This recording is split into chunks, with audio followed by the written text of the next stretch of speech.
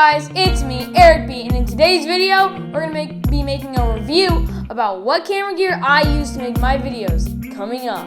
What are you doing? Nothing.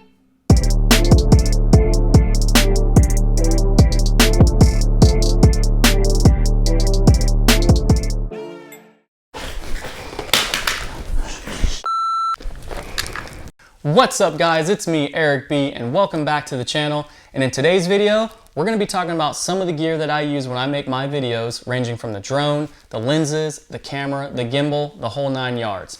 This is also gonna be a 2-part video. So today we're primarily just gonna cover the gear. And in part 2, we're actually gonna go out using my motorcycle. I'm gonna have a model on set. We're gonna do a small cinematic portrait video. That way you can see how I get the footage and how I put the video together. So stay tuned for that. So let's get to it.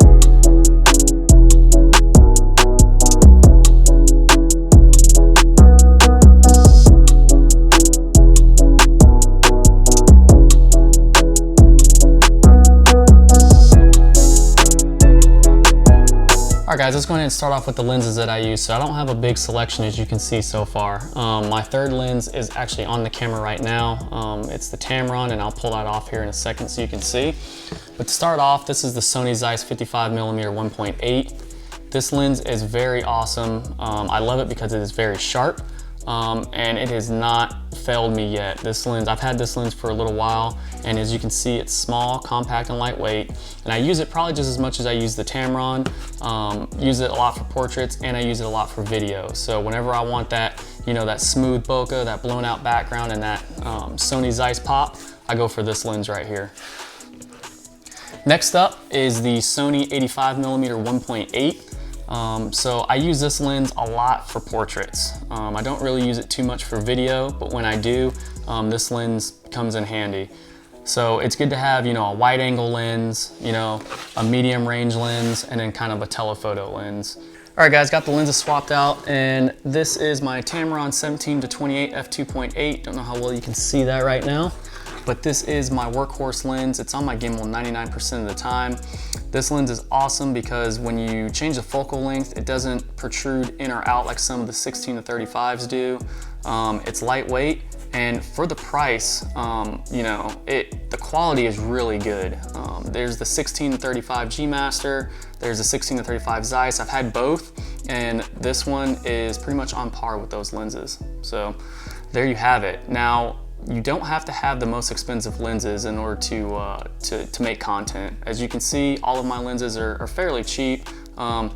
I guess not really cheap. Most of the lenses are expensive, but take this 85mm for example. This is a $500 lens, you know, and it looks just as good as the Sony 85mm G Master, which is, you know, a $1,700 lens. So just want to throw that out there. But those are my lenses. All right, in terms of audio, for mics, I use the Rode Micro.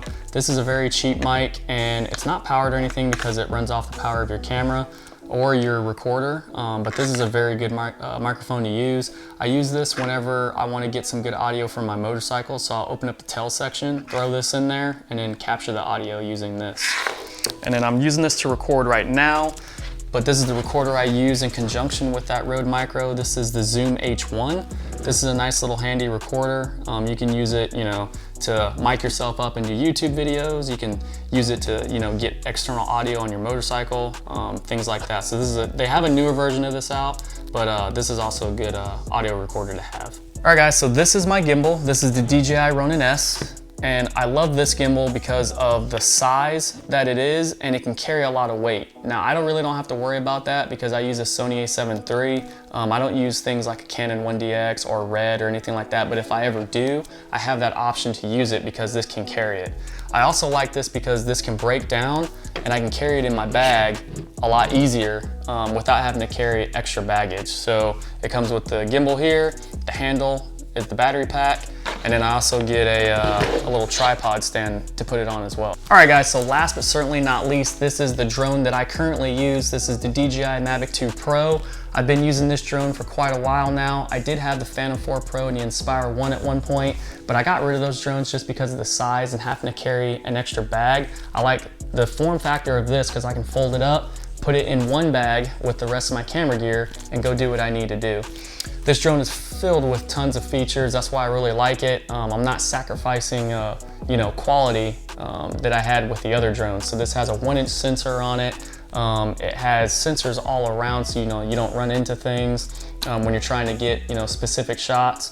The battery life on here is pretty good. I can get about 25 minutes out of it depending on what I'm doing with it. 10-bit color. It doesn't do 4K 60, but that's okay. I typically record in 4K 30, and then I take it and slow it down in post to about 80%, so it's extra smooth.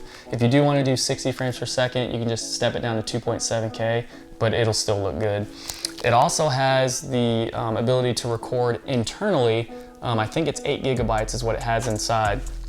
So if you forget your SD card, which I typically do from time to time, you'll still have that ability to get some footage until you can get another card.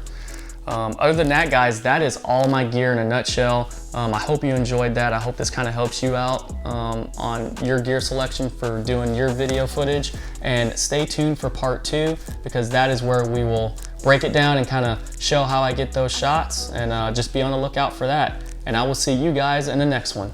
Peace.